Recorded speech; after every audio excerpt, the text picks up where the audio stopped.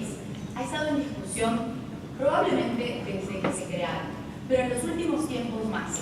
Y es que con el tema de los cambios de ritmo en el desarrollo de nuestro país, el famoso crecimiento económico, algunas voces han empezado a levantarse y a preguntarse si son los reguladores un obstáculo en lo que es el crecimiento de nuestra economía. Es importante por ello que nos detengamos a pensar cuál es el papel de los reguladores y cuál es ese equilibrio perfecto que es aquel que tenemos que buscar entre el regulador que cuida al consumidor y el regulador que resulta ser un estorbo para el inversionista, porque eso nadie lo quita. En este seminario, en esta oportunidad, vamos a tener expositores importantísimos y además con gran experiencia en otros países y en la nuestra, que nos hablarán de cuál es el papel de los organismos reguladores y cómo deben comportarse respecto a los regulados para lograr el mayor beneficio para todos. Veía los videos y son casi 20 años, ¿no? O 20 años según el caso, cuando se transformó el rol del Estado, ¿no? Un Estado de prestador de servicios básicos a regulador, que fue un cambio muy importante que se dio y creo que fue una de las reformas estructurales de hace 2 décadas que de hecho transformó el país y que en parte explican estas ganancias de productividad que hemos tenido en las últimas 2 décadas y este crecimiento económico que nos acompaña hasta el día de hoy. Justamente estos cambios institucionales que hemos tenido de pasar de un Estado prestador de todos los servicios a uno en el cual se regula, se vela por la calidad de los servicios prestados, se vela por el cumplimiento de los compromisos contractuales establecidos entre el Estado, el concedente y el sector privado del concesionario en distintos proyectos, se torna, digamos, un cambio radical en cómo se relaciona el Estado con la sociedad para brindar servicios de calidad. Entonces yo creo que después de 20 años han habido muchos eventos de este tipo, pero creo que es bueno reflexionar sobre cuál debe ser el rol reforzado de nuestros organismos reguladores en un momento en el cual se discute acerca de la calidad de las instituciones del país, en el cual se discute cuál debería ser, digamos, el nivel de regulación. No voy a responder la pregunta de Sol, pero creo que es importante lograr llegar a equilibrios. En toda la vida es un equilibrio y yo creo que quisiera plantear esto como desafío final, cómo pueden lograr nuestros OSIs, nuestros reguladores, llegar a un equilibrio entre sus funciones establecidas por ley y aquellos otros intereses y aspectos de otros stakeholders o grupos de la sociedad. Acá yo quisiera enfatizar por qué es que se crearon los reguladores. Yo creo que eso no hay que perder de cuenta, porque eso de cierta forma va a demostrar, digamos, el rol que siguen teniendo y aún más a medida que vamos avanzando en el cierre de la brecha de infraestructura en el país. Existe obviamente una deficiencia en la calidad de los servicios prestados por el Estado. Acá son reguladores de servicios públicos principalmente y de obras públicas en el caso de transporte. Pero a medida que vayamos avanzando, introduciendo mayor participación privada en sectores como educación, como salud, obviamente tendrán que haber más sillas, digamos, acá en el estrado, porque vamos a tener que también desarrollar esas capacidades de regulación cuando el Estado acometa contratos de gestión para la operación, mantenimiento de ciertos servicios, digamos, básicos. Eso nos obliga obviamente a salir de la zona de confort y a pensar cómo podemos perfeccionar el rol regulatorio que tiene el Estado, dadas las aún precarias condiciones que ciertos servicios tienen en el Estado, digamos, refiriéndome a los servicios básicos como educación y salud, con el cual hay una decidida apuesta, y en el hecho que todavía obviamente persisten fallas de mercado, ¿no? Monopolios que a veces toca regular para evitar el abuso del poder de dominio, hay externalidades, hay asimetrías de información y todo eso obviamente está en el núcleo de la actividad que realizan nuestros organismos reguladores, que de hecho uno ve los rankings y ve los estudios que se hacen a nivel internacional de la institucionalidad del país en la promoción de la inversión privada en materia de regulación y estamos, creo yo, entre los primeros países en términos del avance, la madurez. Probablemente mi viejo amigo José Luis Wash podrá dar testimonio a eso de manera comparativa, pero yo veo distintas, digamos, rankings que se hace y podemos sentirnos, creo que, orgullosos del avance que hemos tenido como país en tener organismos reguladores profesionales de calidad y un factor fundamental, apolíticos. Yo creo que eso es un factor clave, es un activo que tenemos y que debemos todos preservar justamente para lograr esa objetividad y evitar, obviamente, politizar decisiones que son trascendentales y que afectan la vida de todos los ciudadanos. Cuando se habla de ajustes tarifarios, por ejemplo, que deben ser siempre acompañados por mejora en la calidad del servicio, eso obviamente impacta la vida de todos. Uno habla de las tarifas de agua, por ejemplo, o las tarifas de electricidad, que son competencia de los organismos reguladores. Es algo que va más allá, digamos, de los que estamos acá en este recinto. Eso afecta la vida de todos los peruanos y peruanas. ¿Cuánto tienen que pagar? Y las empresas, digamos, es un factor que incide sobre la competitividad de nuestro país en términos de los costos de insumos básicos como la electricidad, entre otros.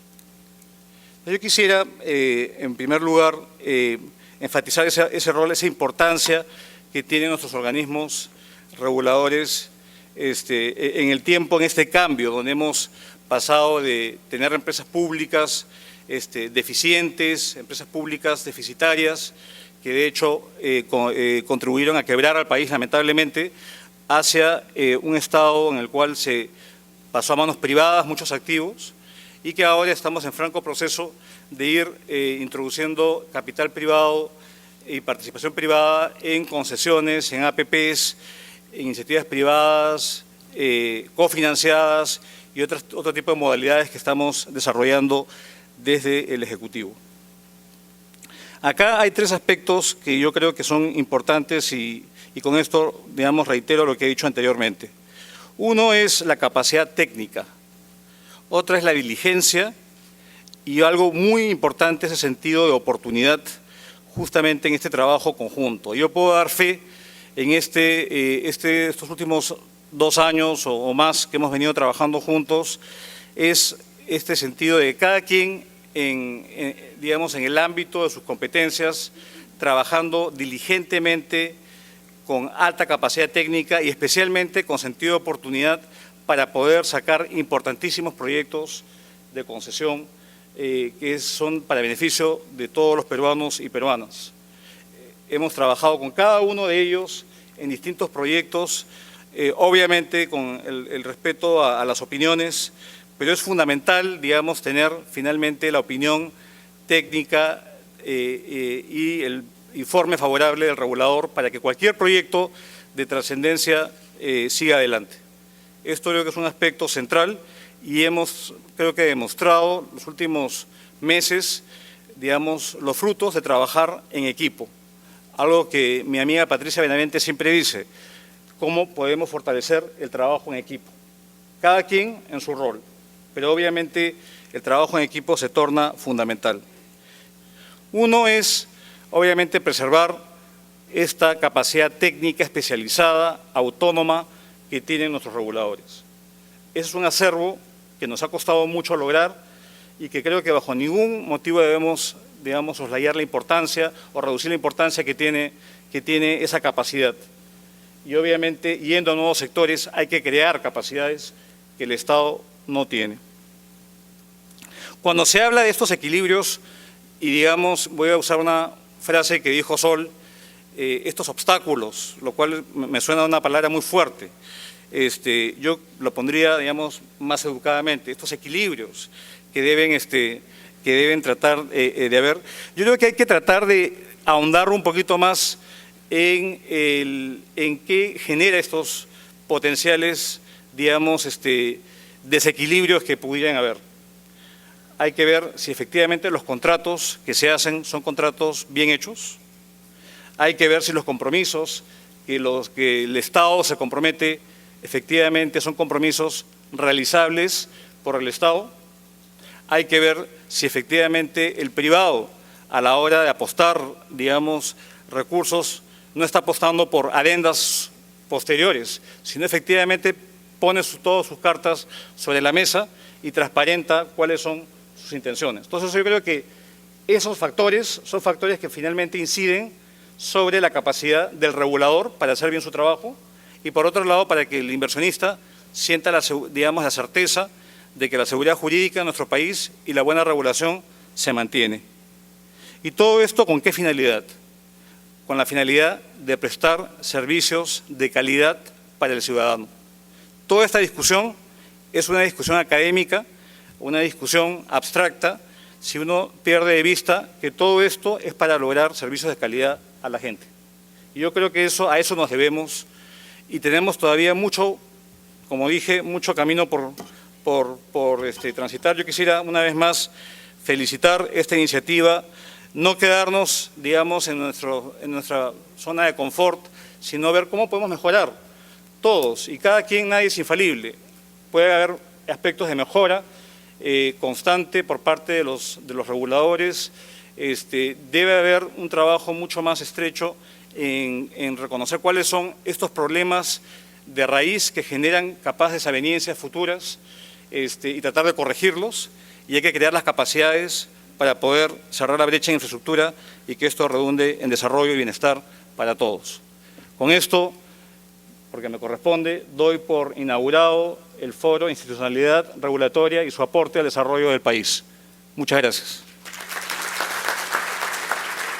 Quiero agradecer a los 4 presidentes la cordial invitación de participar en este foro y la verdad lo hago con gran placer porque le tengo mucho cariño al tema y al país. Bueno, y la verdad digo yo, qué bonitas y correctas las palabras del ministro. No me sorprende. Tenéis a un figura de ministro, y así lo refleja como tal, que entiende bien el tema, justamente hablando de esos famosos equilibrios, que es uno de los elementos, digamos, más importantes para lograr el desempeño que todos queremos. Bueno, voy a hablar de unas cuantas tonterías en ese tema y voy a ir de lo grande a lo pequeño, en cierta forma, convergiendo en el tema regulatorio, pero ahora un poco más ampliamente, un poco en la dirección de lo que hablaba el ministro. Siguiente. La agenda, voy a hablar qué está ocurriendo en PPPs, determinantes de los programas, inquietudes, tendencias recientes en APPs y en regulación, y luego contexto Perú. Que el contexto que la verdad, como voy a hablar, muy interesante y a veces que me preocupa, porque, como dijo muy bien el ministro, el Perú tiene muchas necesidades, lo está haciendo bastante bien, siempre puede mejorar. Yo creo que todos los invitados a la fiesta, que digo yo, en estos temas, deberían abrazarse más y echarse menos barro para el bien del país, porque al fin del día lo que todos queremos es avanzar y el avance se hace, como hablaba muy bien el ministro, coordinando y trabajando conjuntamente, entendiendo que hay obviamente objetivos, cada parte tiene los suyos, hay incentivos, pero al fin del día son compromisos justamente para lograr ese equilibrio. Bueno, siguiente, por favor. Yo empiezo con la visión apasionada que tiene el país, que yo creo que es compartida, sector privado, gobierno, sociedad civil y como tal, que es lograr unos servicios estupendos para acompañar el crecimiento económico, incrementar la calidad de vida, reducción de pobreza y tal, con el foco de mejorar los servicios públicos relacionados, cobertura, calidad, eficiencia en la operación de los servicios y reducción de costos. Yo creo que esto hay una controversia y todo el mundo está de acuerdo. La idea es cómo mejor lo hacemos y de una forma consistente y sistemática. Es un problema que voy a hablar. Siguiente. Y aquí entendámonos, aquí no estamos para vender a las APPs que son la solución de todo. Son un gran instrumento, como voy a hablar, y a defender para lograr y cerrar esa brecha. Al final del día va a ser una combinación inteligente, que llamo yo, de obra pública y APPs, porque hay proyectos que deben hacerse por obra pública y hay proyectos que deben hacerse por APPs. Y al fin del día vamos convergiendo en ese aspecto. Y ahí muestro los más avanzados en ese aspecto, que es Chile, Corea y otras variantes, que hoy día las APPs contribuyen con más del 50% de la inversión en infraestructura y relacionada, ampliamente hablando. Hoy día el porcentaje está entre 15 y 20, 25%. El Perú está avanzando, ya está por los 20, pero podría y debería hacer mucho más, como veremos, ¿no? Sobre todo, como también reflejó el ministro, en el sentido de que las APPs cada vez más, como voy a mostrar, se están yendo en áreas no tradicionales con alto impacto. En gobernabilidad, el ente regulador, en esa época había una fiebre de independencia pura y dura. Hoy día es más flexible, se permite y se ejecuta la independencia, pero con cierta flexibilidad, en cierta forma ajustado a las condiciones del país. Régimen laboral y financiamiento era mixto, hoy día es autónomo con caveats, cada vez más cercano al privado, como debería ser, por el tema del impacto. Procedimientos, había bajo énfasis en transparencia y rendición de cuentas, hoy cada vez más la regulación transparente y reducción de cuentas. Conflictos, esto ya hablé, eran juzgados locales para los expertos, hoy día ya se hace por arbitraje, con ese perfil profesional elegidos al azar. Siguiente. En sustancia, asignación de riesgos y mitigación, en el 90 era sesgado hacia el sector privado y era un proceso de aprendizaje. Obviamente no se conocía el país, había riesgos y fueron más generosos. Hoy día está más balanceado y menor uso de las garantías de ingresos mínimos. Estructura tarifaria, poca atención a los pobres, hoy día hay tarifas sociales. Criterio de competitividad, había mucha a tarifa menor, eso es un poco preocupante, pero bueno, precios topes, hoy día en base a lo aprendido cada vez más son precios canon transferencia o menor valor presente de los ingresos, o también se está revitalizando la regulación por tasa de retorno por la problemática de los price caps.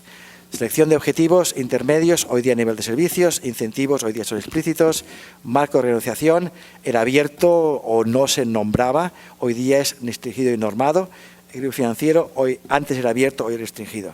Siguiente, implementación de la regulación, perfil de capacidad, hoy es bien específico, antes era hasta un guachimango podía hacerlo, hoy día se requiere realmente capacidad y conocimiento. Instrumentos regulatorios, ahí nada, un bolígrafo y un papel. Hoy día están bien especificados. La contabilidad regulatoria, el tema del modelo financiero, el benchmarking.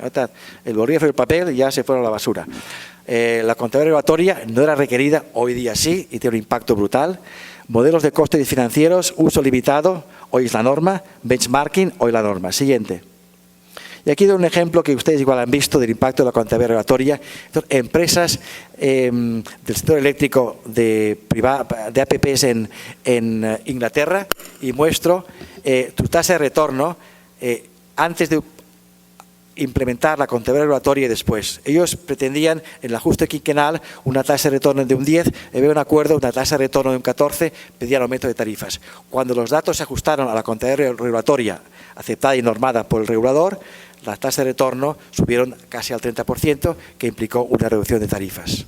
Aquí muestra el impacto de la contabilidad regulatoria. Siguiente, errores más comunes, y ya con con las hojas.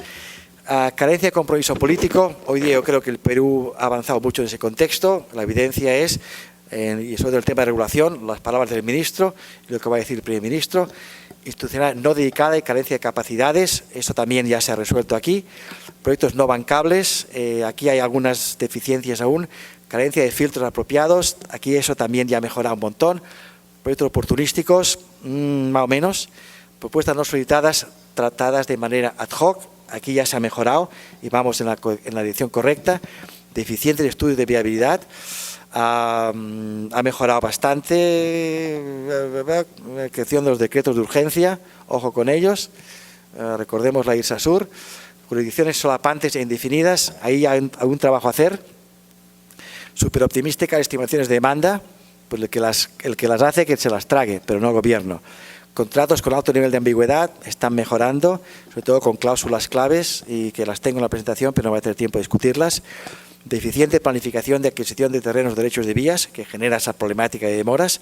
Entonces, aquí en ese tema hay que avanzar sustancialmente. Yo les urjo que consulten la ley mexicana, carencia de compromisos de manejo de compromisos financieros, pasivos y contingentes, estar en ello, el MEF, aceptar propuestas agresivas, ojo, y ceder a peticiones frívolas no sustentadas por la oferta de renegociación.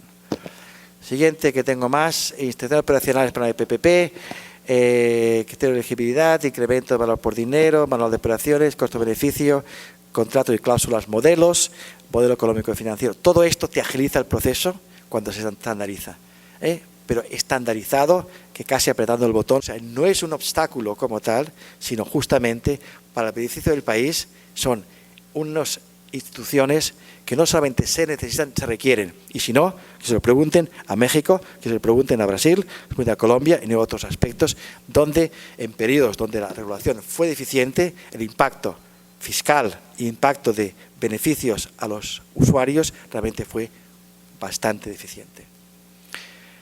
El problema conmigo es que cuando me da el micrófono puedo hablar por horas. No tanto como Fidel Castro, pero bueno, pero tampoco quiero cansarles y tengo aquí un panel de lujo que tienen unos comentarios interesantísimos, entonces me paro y el resto son unas cuantas tonterías más que ustedes pueden ver a su manera. Muchas gracias.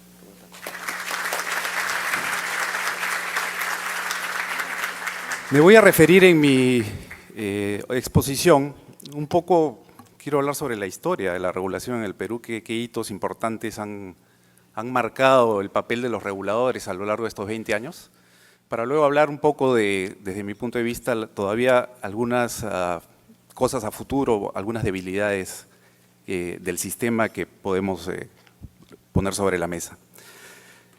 En ese sentido, 20 años de sistema regulatorio son importantísimos. Esto arranca en el año 94.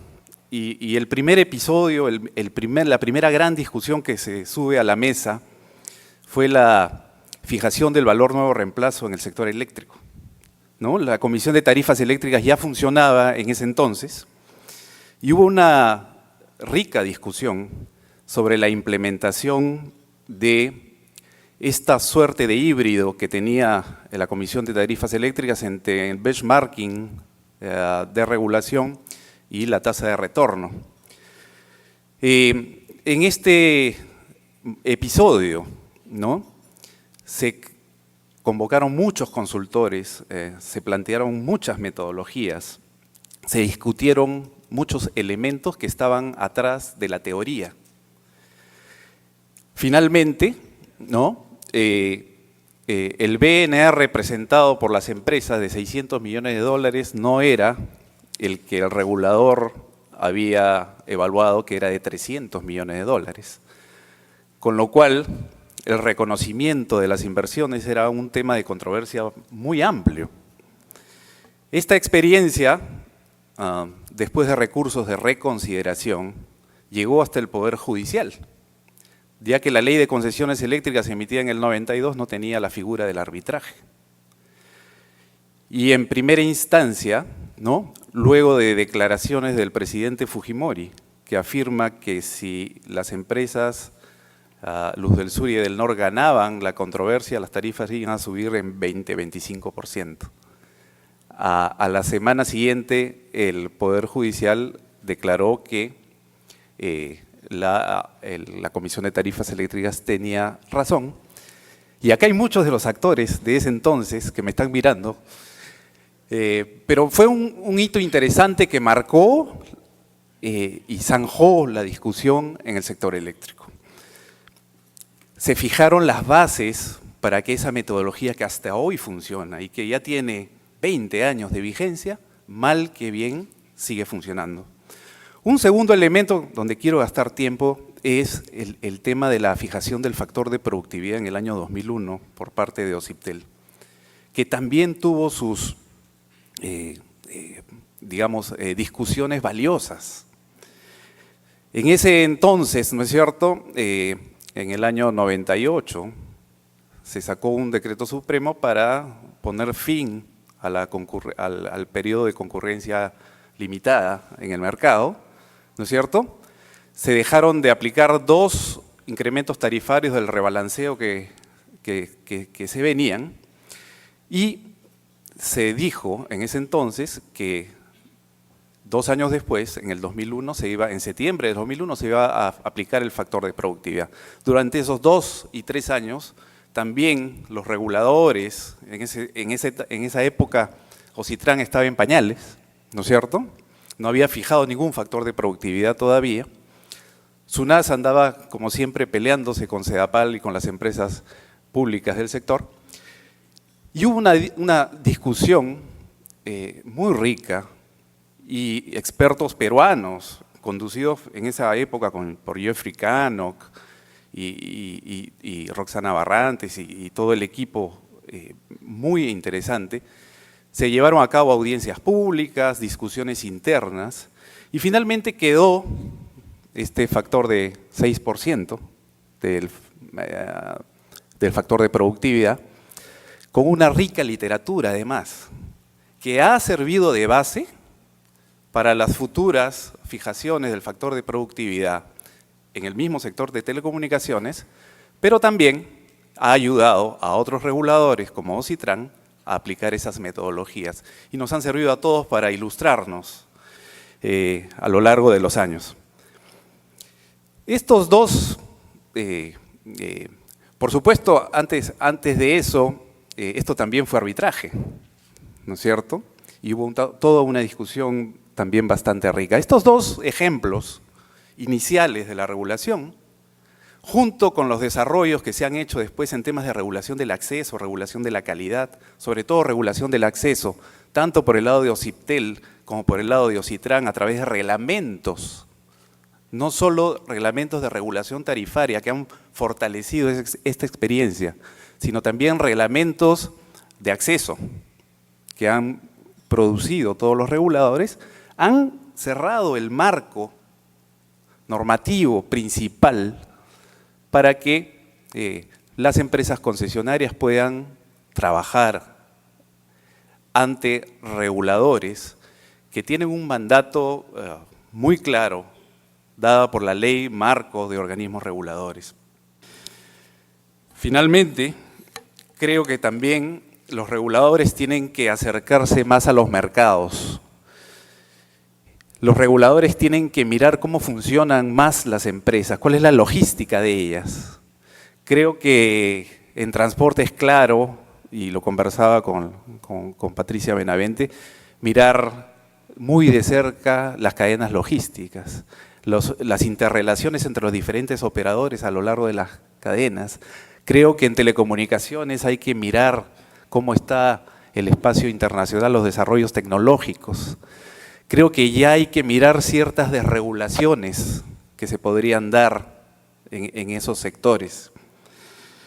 Y creo que también hay que hacer una revisión general de las normas emitidas en estos 20 años. Hay que hacer una limpieza. Yo estaba mirando ayer las páginas web y efectivamente tenemos un cargamontón de normas que seguramente muchas de ellas no están hoy vigentes. José Luis, disculpa que te Y interrumpa. termino con esto. Solamente un minuto. Muy bien.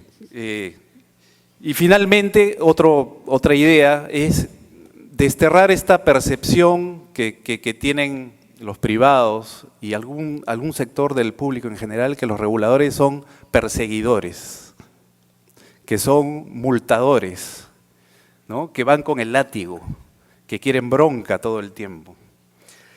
Eso hay que desterrarlo de la percepción de los privados, pero también de algún público informado en general.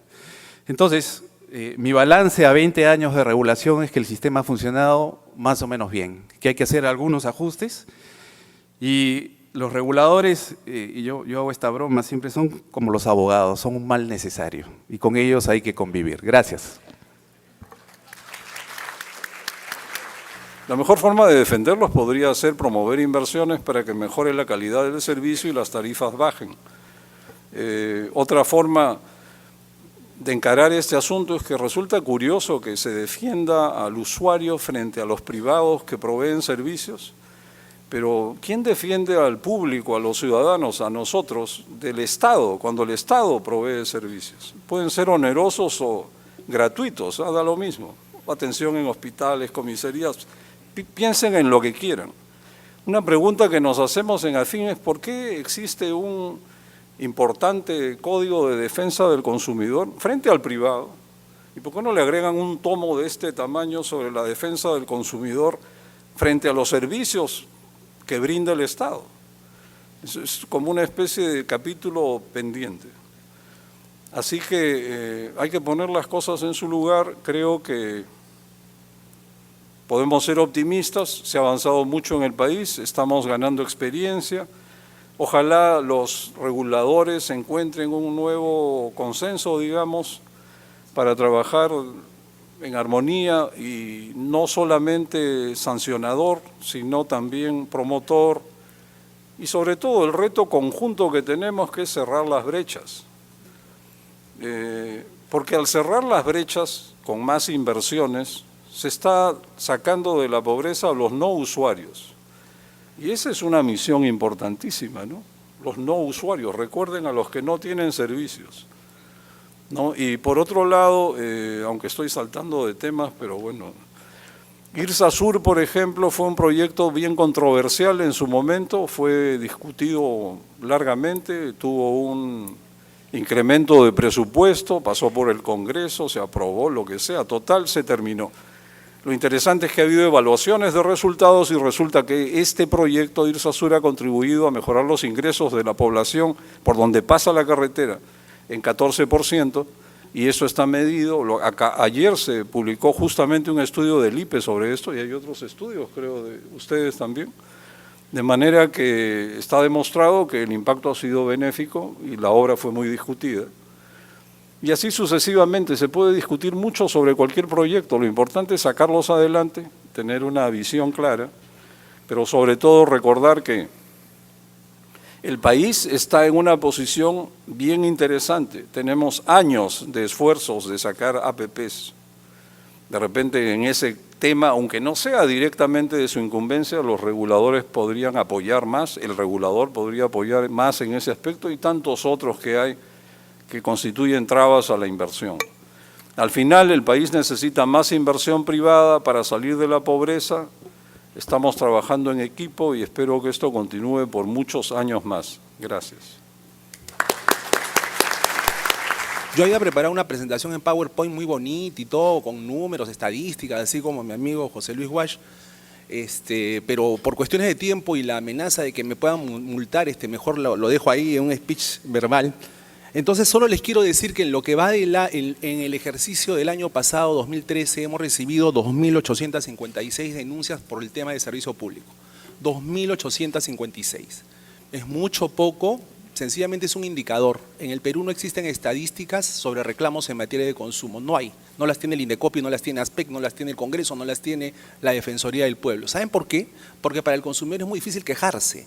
Para el consumidor comprar un producto o contratar un servicio público es absolutamente fácil. Pero el caso inverso, esto es reclamar, no, esa es otra historia. Le van a poner horas de espera, obstáculos, plazos, y la persona se va a aburrir y no se va a quejar. Y por último, quejarse implica desplazarse físicamente a determinado lugar, al determinado local de la empresa, o esperar. Y yo hablo por experiencia. Yo para presentar un reclamo porque no me llega el recibo de teléfono, con reloj, 32 minutos para poder decir ya pues. Y luego le dije, ¿este es un reclamo? No señor, usted no ha reclamado. Entonces, ¿qué cosa ha hecho? Usted nos ha contado un reporte, esto es un reporte. Pero si usted quiere presentar su reclamo, a partir de este momento tenemos que empezar el trámite de nuevo, o sea, otros 32 minutos más para presentar el reclamo telefónico. Entonces, esa es la realidad. O sea, las empresas son un eje maravilloso y nos proporcionan divisas y calidad y todo lo demás, pero no funcionan perfectamente, no podrían funcionar de manera perfecta porque son obra humana, y toda obra humana por definición es imperfecta. ¿De qué versan los 2.856 reclamos de esas personas que han tenido la posibilidad y el tiempo para acercarse a SPEC que queda en Miraflores? O sea, imagínense una persona que va de un cono hasta donde estamos nosotros, es bastante improbable que lo haga. Pero esos reclamos que pueden ser, no sé, si el 0.1% de los reclamos que no llegan a producirse, ¿no?, se refieren básicamente a qué, a facturación excesiva, falta de información, falta de calidad, cobros indebidos, falta de entrega del recibo, como me pasó a mí, instalación deficitaria, medidores, etcétera, etcétera, etcétera, etcétera. Pero dentro de esa perspectiva hay que ver el paquete en conjunto, ¿no? El paquete como tema de los empresarios que les interesa, tema de los usuarios que nos interesa. Y hay que tratar de ver que haya un justo equilibrio. Finalmente, creemos que debería haber una mayor coordinación interinstitucional entre los tres entes, entre los tres estamentos. Fíjense, en el programa La Voz del Consumidor, que les comenté que conduzco y que está en 103.9 FM Tu Radio, ¿no? En ese programa han ido varias veces los regulados y pocas veces las empresas. Y no porque no las haya invitado, sino que cuando le dices a la empresa tal y cual, oye, te invito a mi programa para que cuentes a los consumidores, porque es con llamadas telefónicas, ¿ah? Eso es lo gracioso del asunto.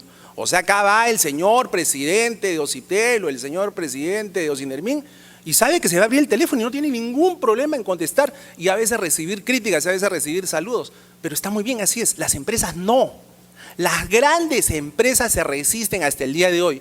Yo aquí me he saludado con muchos amigos míos que son empresarios y algunos empresarios pueden conversar contigo en privado y decirte, mira, este problema es así, así, pero cuando se trata de exponerse al escrutinio público, allí sí dan 2 pasos hacia atrás.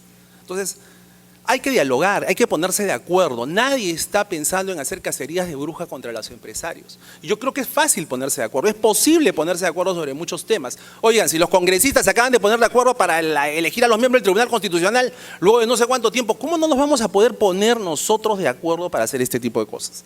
Yo creo que se puede decir que si eso era lo que buscábamos, todas las reformas estructurales del sector han sido largamente exitosas. Cuando uno mira hacia el costado, puede reforzar esto. Estábamos viendo en el tema de pesca, por ejemplo, los graves problemas que tenemos de desvíos, de informalidad. Y en el sector pesquería, si uno mira a los sectores reguladores, uno siente un poco de envidia por los avances que han habido, ¿no? Por ejemplo, en materia de supervisión. Los INERMIN, creo que es un referente en el Perú y en la región latinoamericana, que sirve, ¿no? para que otras instituciones puedan mejorar.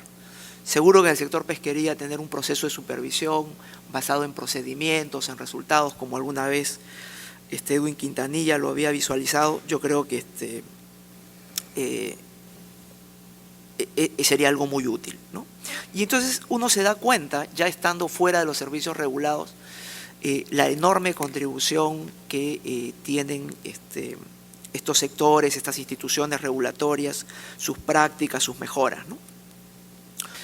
Creo que hay que crecer en el sentido de la coordinación entre sectores, entre distintos ámbitos de gobierno, tener una excelente comunicación con los usuarios y con las empresas privadas, las empresas concesionarias que van haciendo en realidad el trabajo y los esfuerzos. Bueno, eso era básicamente lo que quería comentar y creo que felicitarlos porque 20 años de historia son como para celebrarlo. Gracias.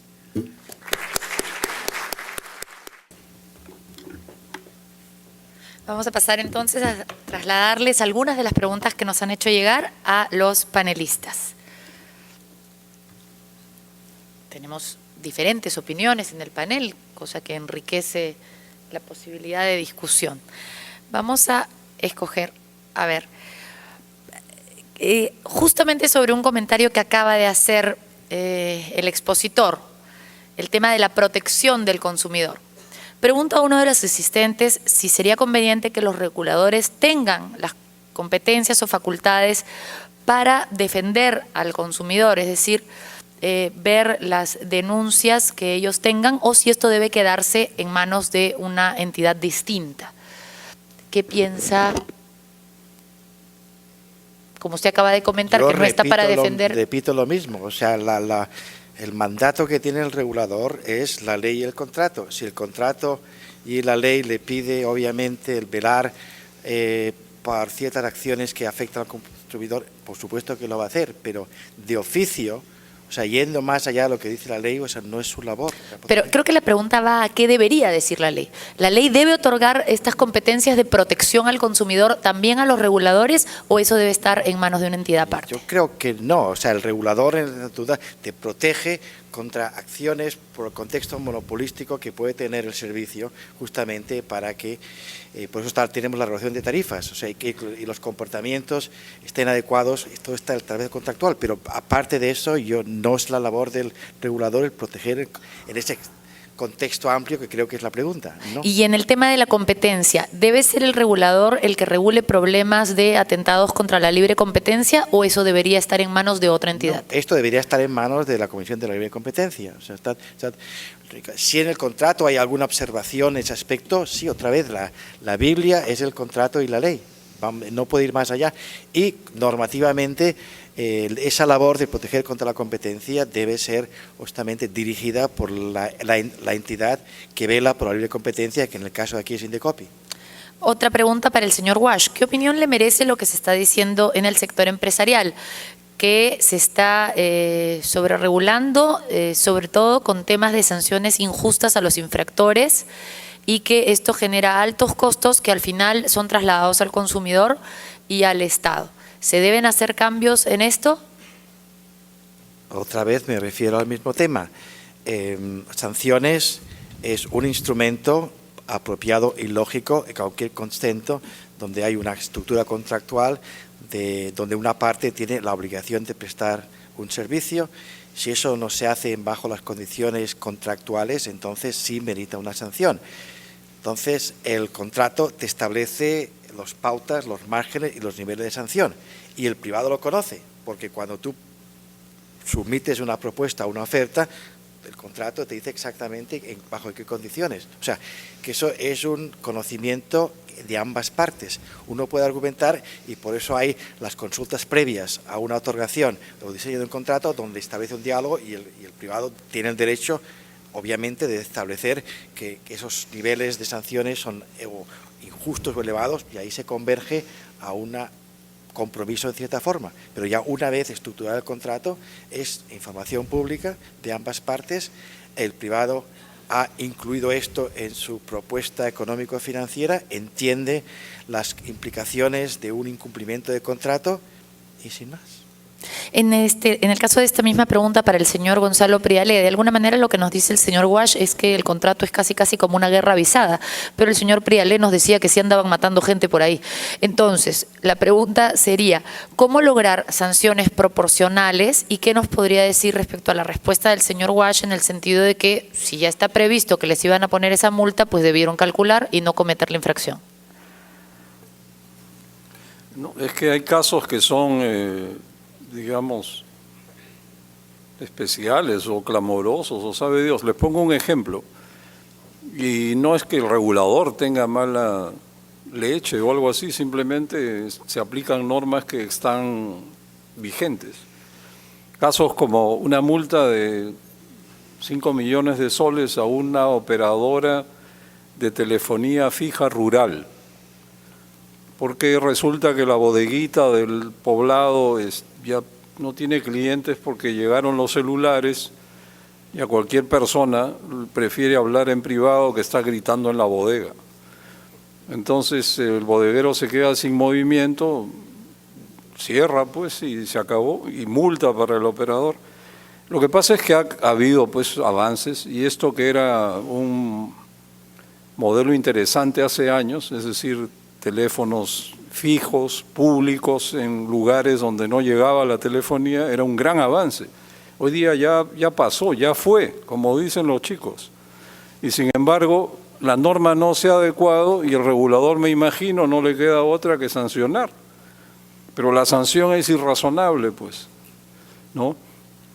¿La solución sería entonces actualizar permanentemente las sanciones Claro, para adecuarlas a la realidad? Por supuesto, los cambios tecnológicos son tan grandes. Y si me disculpan, a mí se me quedó algo en el tintero y quisiera decirlo ahora, cambiando de tema ligeramente. Una sugerencia que tenemos para los reguladores es ojalá se pudiera establecer una buena costumbre, que es divulgar una agenda regulatoria anual para saber qué es lo que viene y evitar sorpresas. ¿Quería añadir algo? Sí, una cosa muy corta. José Gallardo mencionó a Becker y mencionó su teoría. Digamos, las empresas son aversas al riesgo y entonces la forma de disuadir cualquier comportamiento oportunista es o subes la multa, ¿no es cierto?, o aumentas la probabilidad de detección. Lo que más le duele a las empresas es pagar la multa, pero cuando las multas suben a niveles muy altos, jamás van a pagar la multa porque se van a ir al Poder Judicial. Van a pasar 6 años y el efecto no se va a conseguir. Por lo tanto, lo que te dice la teoría económica es aumenta la probabilidad de detección. ¿Cómo lo haces? Tercerizando la supervisión, digamos, implementando políticas de detección con medios digitales, etcétera. Eso es lo que quería añadir. Gracias. Me permito agregar una sugerencia. La mejor cooperación es la de los usuarios, que nos andamos quejando todo el día y nos dicen que nos graban en una cinta que yo estoy segura que nadie escucha nunca jamás. Porque todas las empresas cuando uno protesta dicen, su conversación será grabada para fines de calidad. Y yo siempre empiezo diciendo, ojalá que le escuche el gerente. Pero nunca me ha contestado el gerente. Lamentable. Vamos a la siguiente pregunta. Usted, señor Wash, ha dicho que los reguladores acá y que nuestra regulación es de lujo. Otras personas discrepan.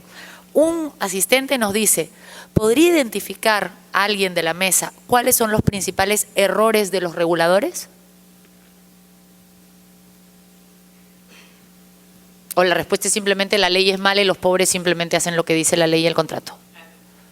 A ver, otra vez,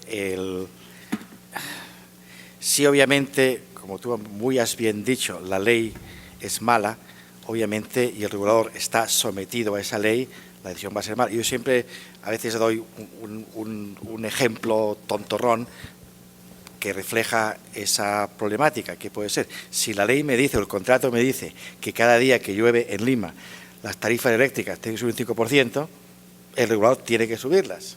Obviamente es una aberración, no tiene ningún sentido, ¿no? Eso, por tanto, o sea, eso, en fin, dejémoslo aparte.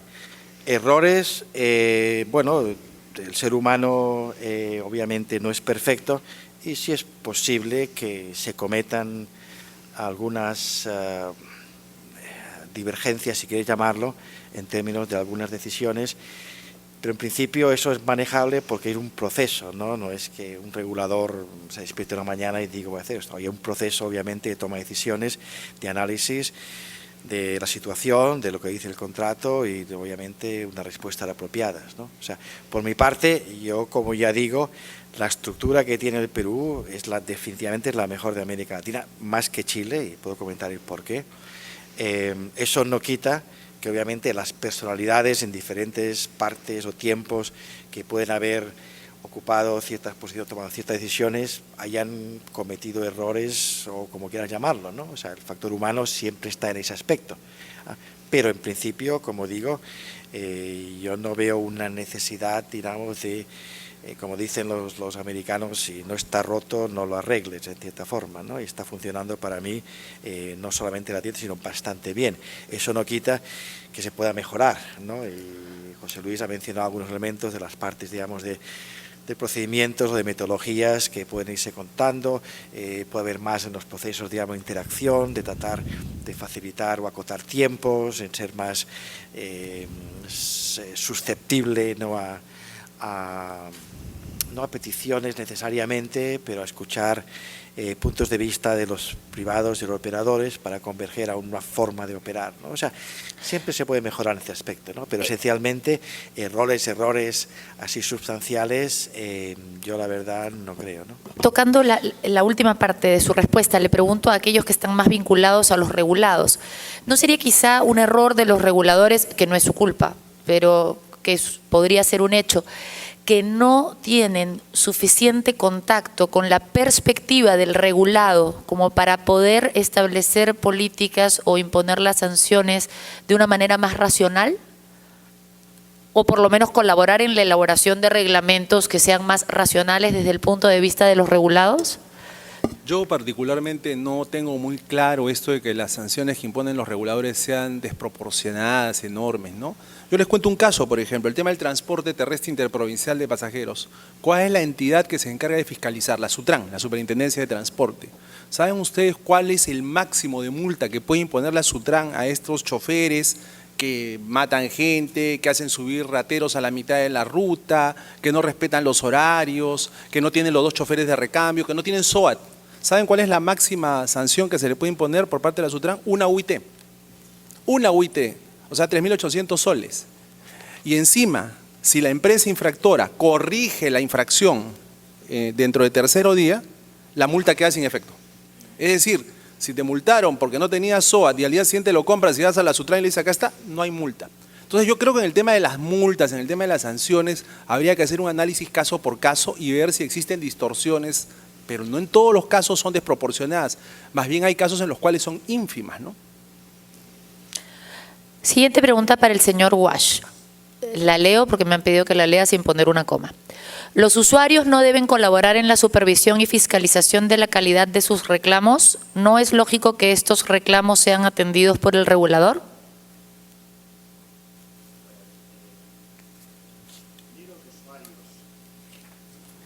Ni los privados deben formar parte del, y aquí es el caso aquí del directorio, deben tener voto, decisiones regulatorias. Eso es un principio. Ahora ya, extrapolando un poco más de ese aspecto, si deben participar.